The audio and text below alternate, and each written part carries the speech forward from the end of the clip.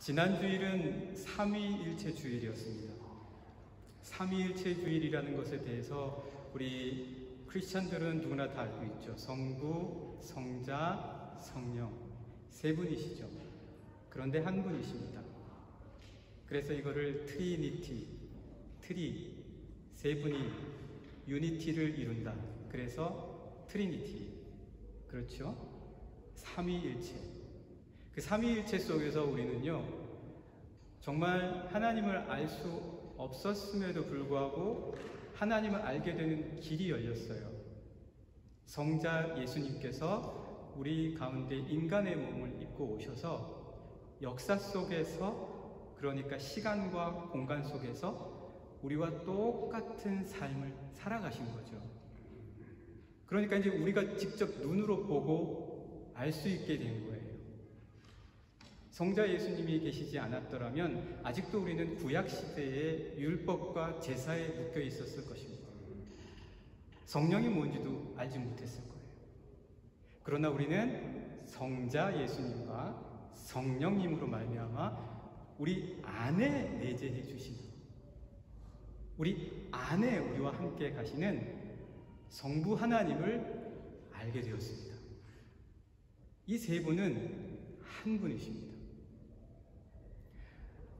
그래서 특별히 이렇게 이 삼위일체를 보면요, 하나로 묶여지는 것과 같은 이런 놀라운 그런 하나님 안에서의 은혜를 보게 됩니다. 사람들이 참 이게 하나로 묶인다는 게 쉽지 않거든요. 그런데 우리가 하나로 묶여야 될 것이 굉장히 많아요, 사실은요. 가정 안에서도 가족이 하나가 돼야 되죠. 아버지와 자녀들이 하나가 돼야 되고, 아버지와 어머니가 하나가 돼야 되고, 그리고 내가 속한 사회에서 겉돌면 안 되잖아요. 직장에서 겉돌면 안 되잖아요. 우리 자녀들이 학교에서 겉돌면 안 되잖아요.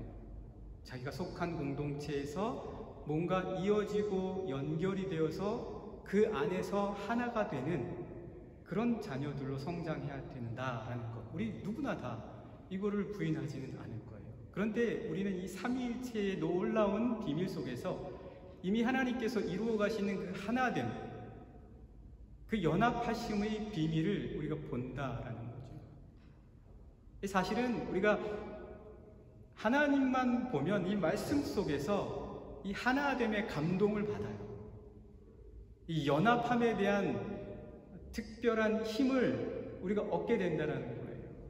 연합 하나됨, 이게 특별히 그 상대방과의 많은 대화와 만남 속에서 이루어지기도 하지만, 놀랍게도 이 하나님과의 충만한 나눔 속에서도 누군가와 어디에선가 하나됨에 대한 힘을 우리가 받을 수 있다는 거예요. 그러니까 이런 하나님의 놀라우신 그 모습이 그래서 우리의 삶에는 굉장히 중요합니다. 그래서 오늘 본문의 말씀도 하나 되도록 연결되고 이어지는 거예요. 하나 되도록 연결되고 이어지는 거예요. 이 에베소서는 옥중서신 가운데 하나죠. 사도 바울이 아마도 로마의 감옥에 갇혔을 때 에베소에 있는 성도들에게 친히 서신을 보낸 것이다 라고 여겨지고 있습니다. 에베소에는 여러분, 우리가 지난 시간인가요? 같이 함께 나누긴 했는데, 터키의 아시아 쪽의 서쪽, 이 서쪽 해안가에 있었던 아주 큰 도시 중에 하나라고 말씀을 드렸죠. 이 에베소에는 아주 큰 도시였기 때문에 다양한 사람들이 살고 있었어요. 다양한 배경, 다양한 문화, 다양한 인종들이 다 같이 어우러져 살고 있었어요. 그 당시 로마 제국 아래에 있었죠. 그러다 보니까 사람들이요, 하나 되기가 되게 어려운 거예요. 특별히 이 에베소 교회 공동체 안에도 유대인도 있었고 여러 다른 이방인들도 같이 들어와 있었어요. 그런데 하나 되기가 어려운 거예요. 그런데 그게 이상한 게 아니에요. 각각 서로 다른 문화적 배경과 교육과 그리고 환경 속에서 자라나온 사람들이 갑자기 생긴 교회 공동체 안에 들어와서 한 가족이 된다는 게, 그리고 같은 마음을 가진다는 게, 연합한다는 게 쉽지 않죠, 당연히요. 그래서 사도 바울은 그들에게 감옥에서조차 그들이 하나됨에 대해서 기도하는 마음으로 이야기해 주는 거예요. 어떻게 하면 하나 될 수 있는지에 대해서 말해 주는 거예요. 여기서 우리는 단순히 우리가 교회 공동체 안에서만 하나 되는 것, 아니 그것을 말하는 것뿐만 아니라 더 나아가서 우리의 가정 속에서 우리가 어떻게 하나 되고, 우리 사회 속에서 어떻게 하나 되고, 우리 학교와 일터 속에서 어떻게 하나가 되는지에 대한 놀라운 비밀을 보게 됩니다. 사도 바울이 에베소 교인들에게 하나 될 수 있는 그 비밀의 힘으로서 이야기해 준 거는요, 그리스도 예수이십니다. 그리스도 예수이세요. 여러분, 오늘 그래서 그에 대한 말씀을요, 말씀이 오늘 19절부터 3장 6절까지 이어지고 있기는 한데, 먼저 우리가 그 가운데서 20절, 21절, 22절 요 세 절만 먼저 볼게요. 20절, 21절, 21절 말씀을 보시면요, 사도 바울은 하나됨을 어떤 식으로 비유하냐면 건물을 지어가는 과정에 비유를 해요.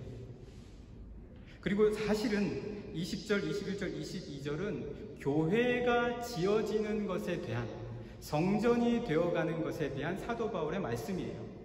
그런데 오늘은 제가 여러분들에게 교회와 성전에 대한 측면보다는 어떻게 하나 되고 묶어주시느냐, 그런 측면을 가지고 제가 말씀을 드리고 싶어요.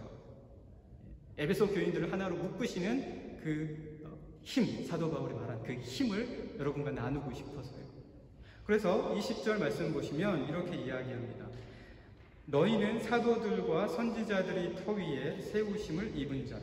그리스도 예수께서 친히 모퉁이 돌이 되셨느니라. 이 건물을 지어가는 과정에 필요한 그런 단어들이 나오지요. 모퉁이 돌이라고 하는 것 같은 거요. 그리고 21절의 말씀도 보시면 그의 안에서 건물마다 서로 연결하여 주 안에서 성전이 되어가고, 그러니까 건물이라는 명칭도 나오죠. 사실은 여기에 이 건물은요, 선지자들의 터 위에 세우심을 입은 성도들이에요. 그 성도들, 세우심을 입은 성도들을 건물이라고 표현해주고 있어요. 그래서 이 건물이 어떻게 세워지냐라는 것을 설명하고 싶어서 사도 바울이 이렇게 말하는 거예요. 그러면서 22절에는 또 이렇게 이야기해 줍니다. 너희도 성령 안에서 하나님이 거하실 처소가 되기 위하여 그리스도 예수 안에서 지어져 가느니라. 처소라든지 지어져 간다든지 다 건물을 세우고 짓는 것에 관련된 단어와 표현으로 이 말씀을 이야기해 주고 있어요. 여러분 생각해 보세요. 건물이요, 지어질 때 쓰여지는 모든 재료들이 하나하나씩 이어지고 연결되어져서 단단하게 붙지 않으면요, 그 건물은 이내 무너지고 말아요. 이내 무너지죠. 결국 우리 인간적인 관계에서도 마찬가지예요. 우리가 속한 가정, 사회, 공동체 모두 서로 이어져서 연결되고 붙어야 돼요. 그런데 건물은 뭐 시멘트, 벽돌 이런 것들은 붙을 수 있죠. 근데 사람과 사람이 어떻게 붙냐는 거예요. 사람과 사람이 붙는 것에 대한 게 이해가 어렵잖아요. 그래서 사도 바울은 여기에서 이 얘기를 해주는 거예요. 이어주는 분이 그리스도다. 연결시켜주는 분이 그리스도다. 그 말을 어떤 식으로 하냐면, 주님은 20절에요. 모퉁이 돌이다. 모퉁이 돌이다. 모퉁이 돌이 뭐죠? 코너스톤이잖아요. 코너스톤. 벽과 벽이 서려면요, 벽과 벽이 서려면 벽과 벽이 연결이 돼야 돼요. 연결되지 않은 채로 계속 올라가기만 하면 쓰러지기 마련이죠. 이런 거 있잖아요. 독불장구는 없다. 독불장구는 없어요. 어디에서든 나 혼자 설 수는 없어요. 연결이 돼야 돼요. 이어져야 돼요. 그 이어주는 게 필요한데, 그 이어주는 게 코너스톤, 모퉁이를 이어주는 돌, 모퉁이 돌이 바로 그리스도 예수시다라는 거예요. 제가 뭐 요즘 왜 그런지는 모르겠는데 예전 사진을 좀 봤어요. 예전 사진을 봤는데 저희 큰아이가 고등학교 졸업할 때, 벌써 몇 년 전이죠. 고등학교 졸업할 때 사진이 딱 나오더라고요. 고등학교 졸업할 때 사진을 이렇게 봤는데, 그때 제가 지금처럼 저희 가족이 한국 가구가 없었을 때예요. 그래서 저하고 저희 아이만 있었을 때였죠. 첫 아이만. 그때 제가 고등학교 졸업할 때 이 첫 아이를 데리고 로렐라이, 여러분 다 아시죠? 로렐라이를 데리고 갔었어요.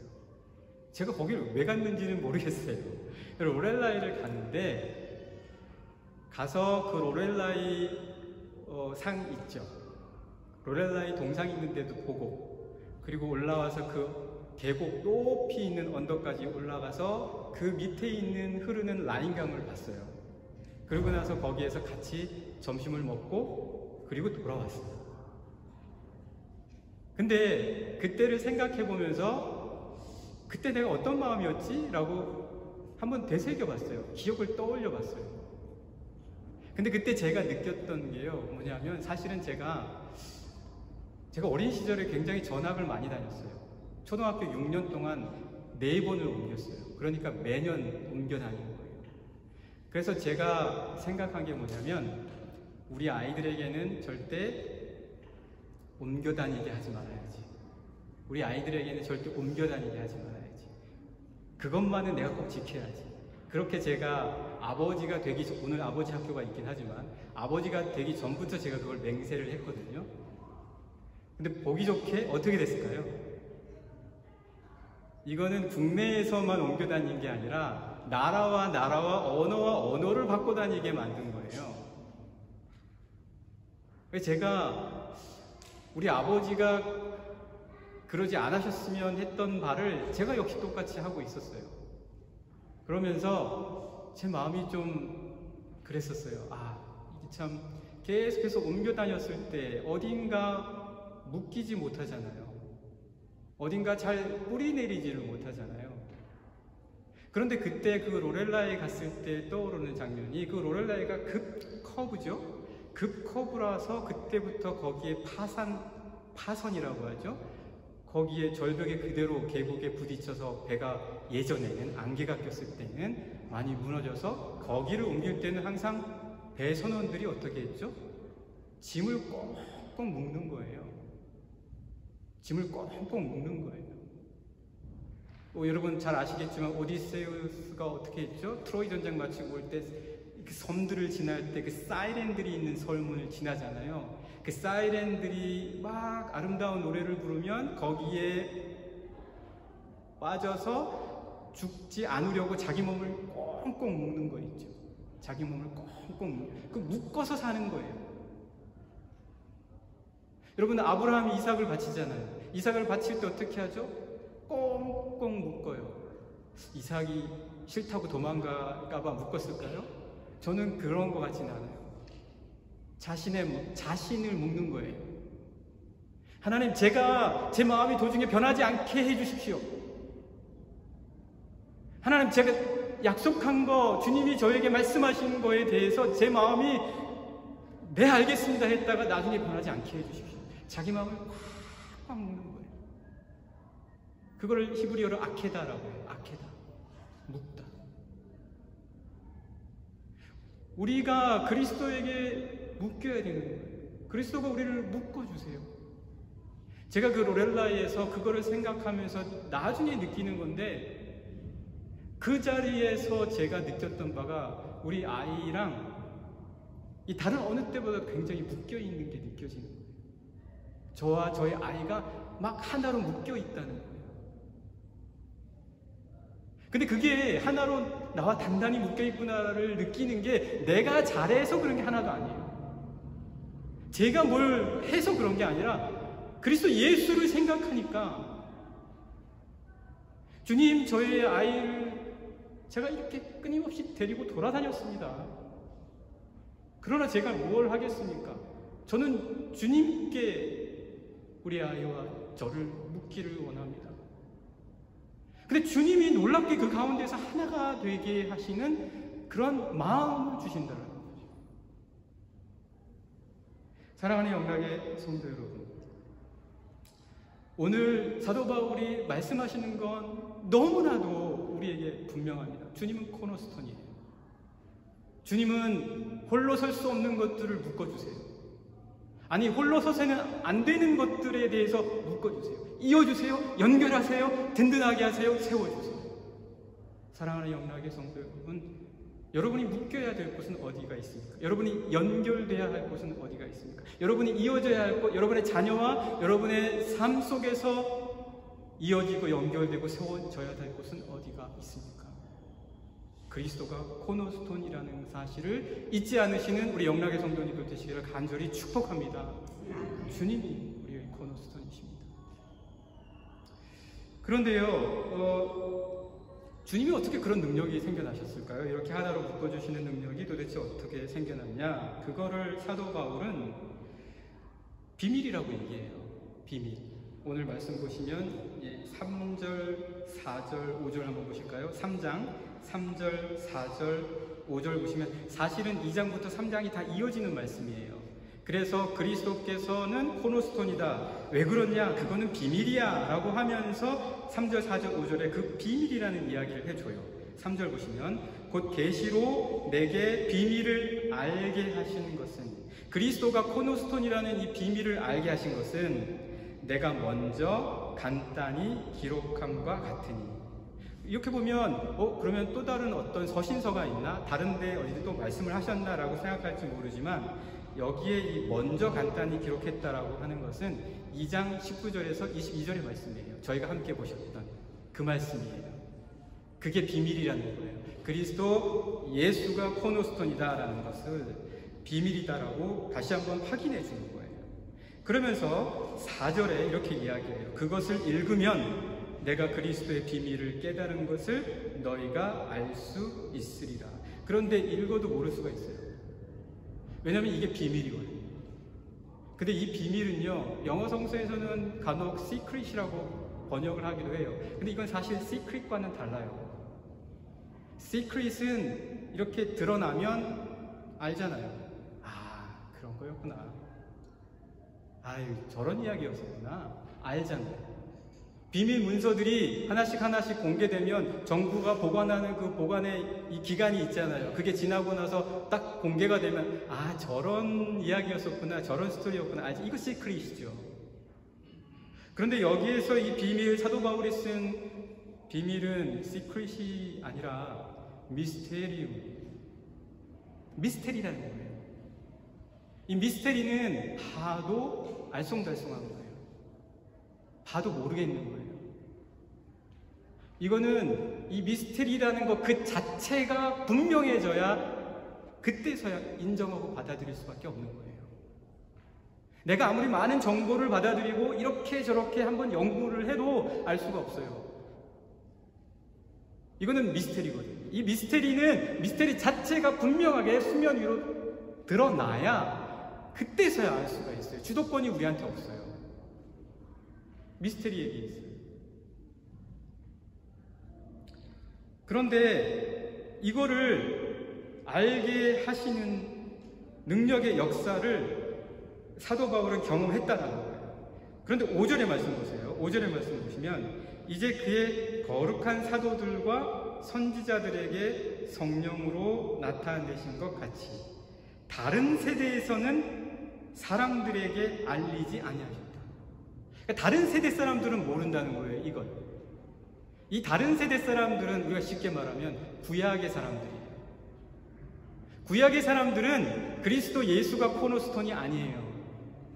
구약의 사람들은 그리스도가 코너스톤이 아니라 율법과 제사와 할례예요.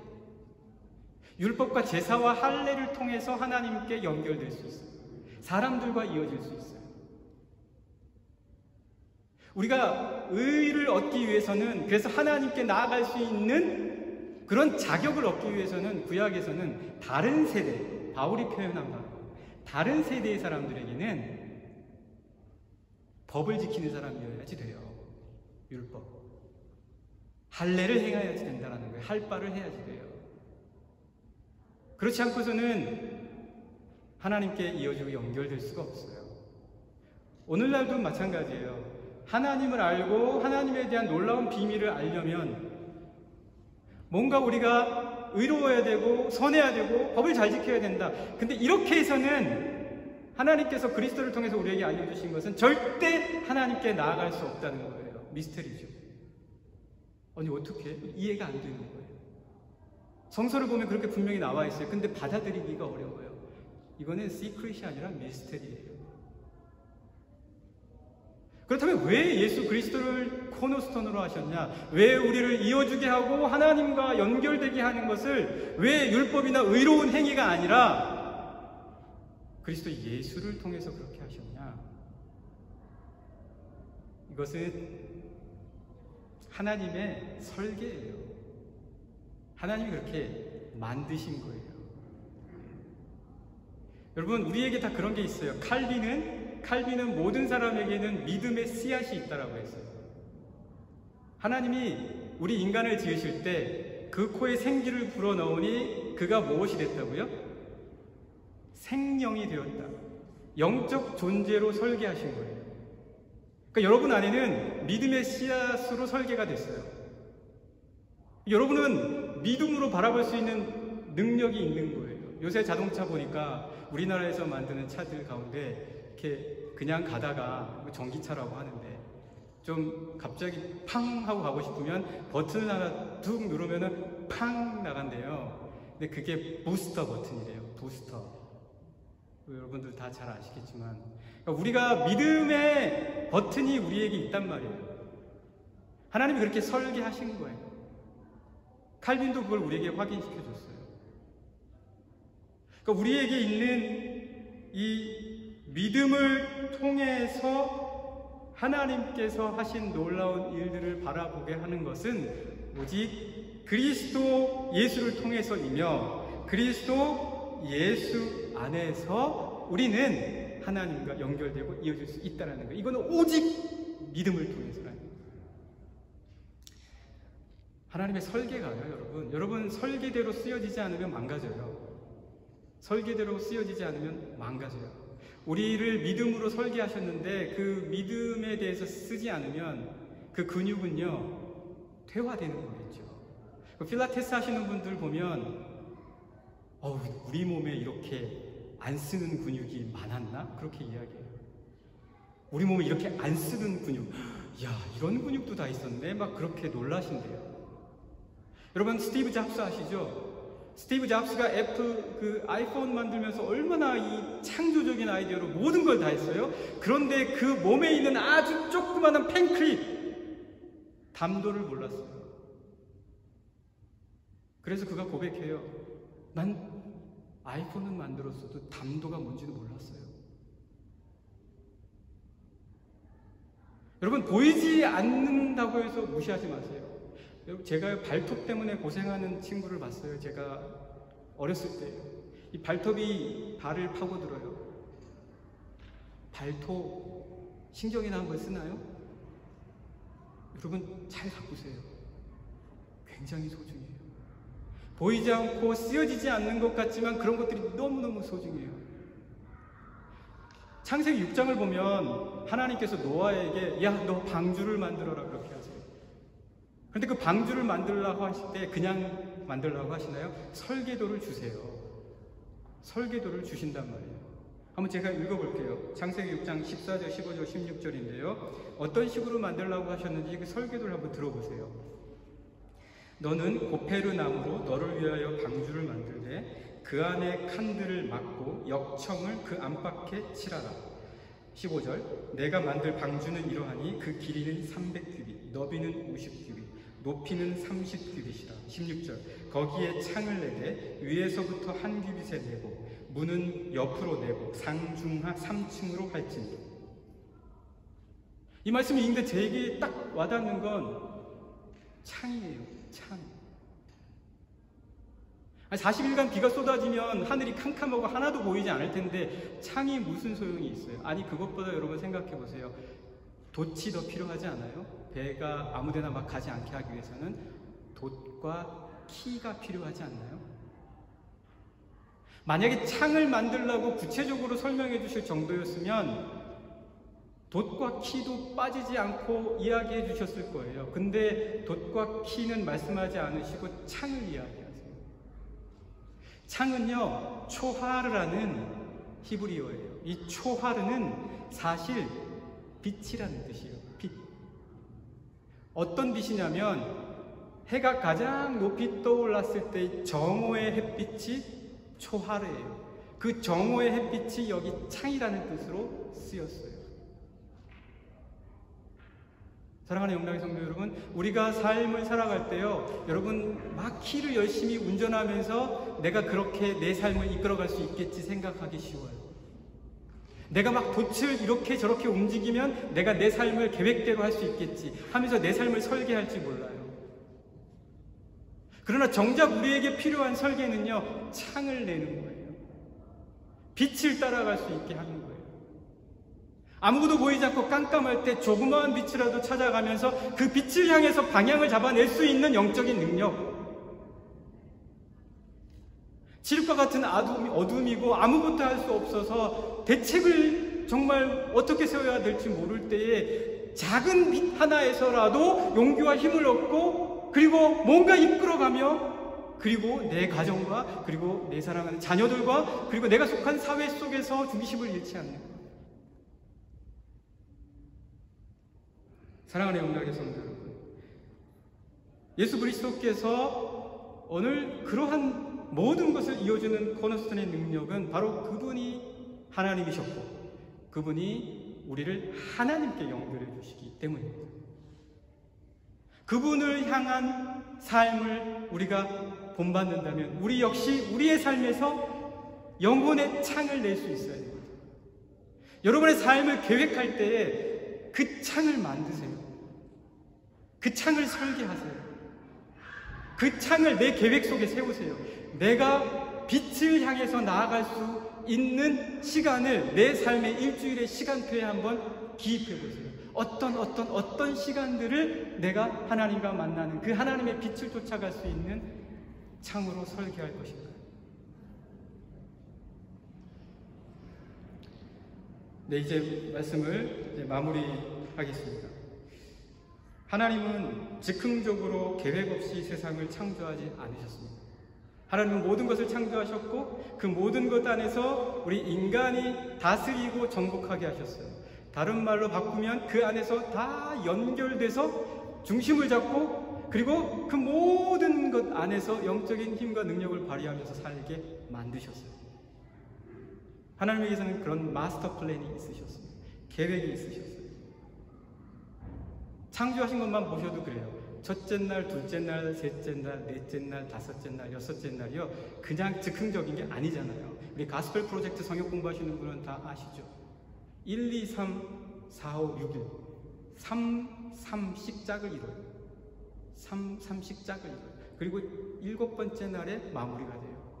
어떻게 짝을 이뤄요? 첫째 날 빛, 둘째 날 궁창 위아래로 물이 있고 셋째 날 땅과 바다잖아요. 요게 한 세트예요. 그럼 두 번째 세트는 뭐예요? 네 번째, 다섯 번째, 여섯 번째 날. 네 번째 날은 첫 번째 날과 쌍을 이뤄요. 첫 번째 날은 빛이니까 네 번째 날은 뭐가 창조된 거예요? 빛을 내는 광명체, 해와 달과 별이에요. 그러면 다섯 번째 날은 두 번째 날과 짝을 이뤄요. 두 번째 날이 뭐예요? 궁창, 물과 물 사이에 있는 하늘이잖아요. 그래서 다섯 번째 날은 뭐예요? 새와 물고기를 창조하신 거예요. 세 번째 날과 여섯 번째 날도 짝을 이뤄요. 땅과 바다를 지으셨잖아요. 물이 모이게 하셨고 땅이 드러나게 하셨잖아요. 그러니까 여섯 번째 날은 땅에서 사는 인간과 짐승을 만드신 거예요. 이렇게 하나님은 그냥 하신 게 아니에요. 설계하셨어요. 여러분의 삶도 설계하셔야 돼요. 설계하면서 어떻게 내가 설계할 것인가에 대해서 말씀을 통해서 묵상하시는 것. 영혼의 창을 어떻게 낼 것인가. 주님이 직업이 무엇이었나요? 제가 물어보면 주님이 직업이 어부 아니신가요? 이렇게 얘기하시는 분도 계세요. 어부를 부르셨고요. 주님은 뭐셨죠? 목수셨잖아요. 지으셨어요. 만드셨어요. 건물을 세우셨어요. 설계하셨어요. 주님은 인생을 하나님의 아들로서 이 땅에 오시면서 설계하셨어요. 그래서 제자들을 부르시는 그 부르심으로부터 시작해서 변화산, 그리고 고난, 십자가, 부활에 이르기까지 주님은 설계하지 않으시고 막 그냥 걸어가시는 게 아니에요. 설계하십시오. 그러나 중요한 것은 설계를 하실 때 말씀드린 노아의 창을 반드시 내시라는 거예요. 그러면 어떻게 되죠? 설계는 내가 하는데 지으시는 분은 주님이십니다. 그래서 오늘 말씀의 제목이 뭐죠? 설계하지만 내가 짓는 게 아니라 지어져 가라는 거예요. 지어져 가라. 지어져 가면요, 내가 기뻐요. 내 안에서 하나님께서 내 삶에 들어오셔서 나를 지어가고 계신다라는 것을 느끼면 내가 감사해요. 그러면 하나님이 풍성하게 부어주시는 모든 것을 누릴 수가 있어요. 그 누리는 것에 대해서 이제 오늘 이 말씀 전체적으로 2장 19절에서 3장 6절까지 봤잖아요. 근데 제가 지금까지 여러분들에게 함께 읽은 말씀은 첫 절과 마지막 절이 빠져 있어요. 왜냐하면 이 첫 절과 마지막 절이 오늘 말씀을 마무리하면서 이렇게 설계할 때 하나님께서 모든 걸 이으신다라는 그런 이어주시고 세워주시는 것을 보여주기 때문이에요. 한번 말씀 보실까요? 2장 19절. 그러므로 이제부터 너희는 외인도 아니요 나그네도 아니요 오직 성도들과 동일한 시민이요 하나님의 권속이라. 우리가 그리스도와 함께 그리스도의 능력으로 말미암아 그 그리스도의 그 코너스톤 연결시키시고 이어주시는 그 하나님의 아들이신 그리스도 예수의 능력이 올 때 우리는 이방인이 아니에요. 우리는 아웃사이더가 아니에요. 우리는 외지인이나 나그네처럼 취급받지 않아요. 우리는 하나님의 시민이고 하나님의 백성이에요. 이게 무엇을 의미하냐? 마지막 절 3장 6절을 보시면 이는 이방인들이었던 사람들이, 함께 하지 못했던 사람들이, 섞이지 못했던 사람들이, 홀로 있어야만 했던 사람들이, 소외되었던 사람들이, 아이들 말로 따지자면 따당하던 아이들이 복음으로 말미암아 그리스도 예수 안에서 함께 상속자, 모든 것을 누리고 함께 지체가 되고 함께 약속에 참여하는 자가 됩니다. 이게 그리스도께서 우리의 삶에 실질적으로 주시는 능력이시다라는 겁니다. 사랑하는 영락의 성도 여러분, 주님은 누구시라고요? 이어주시는 분이십니다. 주님은 이어주시는 분이십니다. 우리를 모든 삶에서 연결하셔서 세워주시는 거예요. 이 주님을 은혜로 말미암아 여러분의 삶을 영혼의 창을 내시는 설계와 그로 말미암아 주님이 여러분들을 든든히 세워가시는 우리 영락의 모든 성도님들 되시기를 간절히 축복합니다.